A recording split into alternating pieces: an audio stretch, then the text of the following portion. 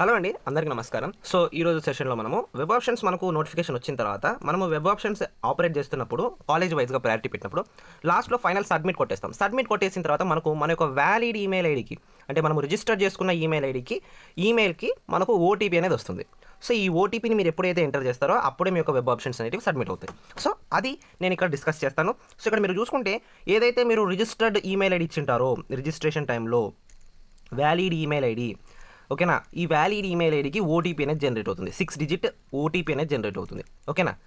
So ఈ యొక్క ఓటీపీని మీ యొక్క ఏదైతే మీరు డెస్క్టాప్లో కానివ్వండి, ల్యాప్టాప్లో కానివ్వండి ఆపరేట్ చేస్తుంటే ఆ యొక్క పీసీలో కానివ్వండి, ల్యాప్టాప్లో కానివ్వండి ఎంటర్ చేయాల్సి ఉంటుంది.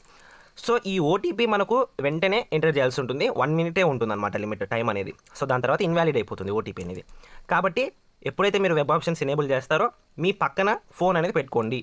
సో ఈమెయిల్ యాప్ ఓపెన్ చేసి పెట్టుకోండి, వచ్చిన వెంటనే ఎంటర్ చేసేసేయండి, ఓకేనా. సో అప్పుడైతేనే మీ యొక్క వెబ్ ఆప్షన్స్ సబ్మిట్ అవుతాయి, లేకపోతే సబ్మిట్ కావు, okay. So valid email ID ఇస్తే ఓకే, లేదు వ్యాలిడ్ ఈమెయిల్ ఐడి మేము ఇవ్వలేదు, అప్పుడు ఏం చేయాలి చూడండి. మనకు ప్రొవిజనల్ మెరిట్ లిస్ట్ వచ్చిన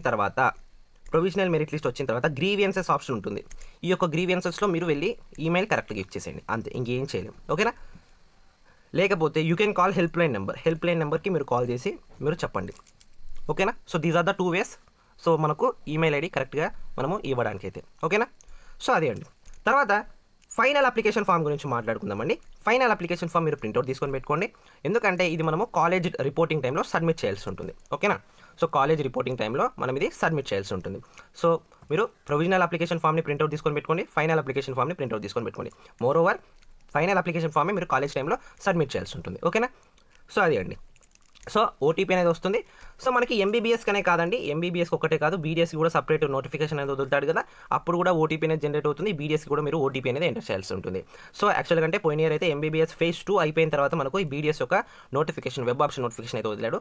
ఈ ఇయర్ కూడా మనం ఫేజ్ 2 ఆర్ ఫేజ్ 3 అయిపోయిన తర్వాత మనము ఈ యొక్క web option notification, BDS web option notification expect చేయొచ్చు. సో ఐ హోప్ మీ అందరికీ ఈ వీడియో యూస్ఫుల్ అయిందని అనుకుంటున్నాను. సో మన ఛానల్ కొత్తగా వస్తే కన్నా please do consider subscribing. Counselling related videos మన ఛానల్లో డే టు డే అయితే పోస్ట్ చేస్తాను. Thank you for watching.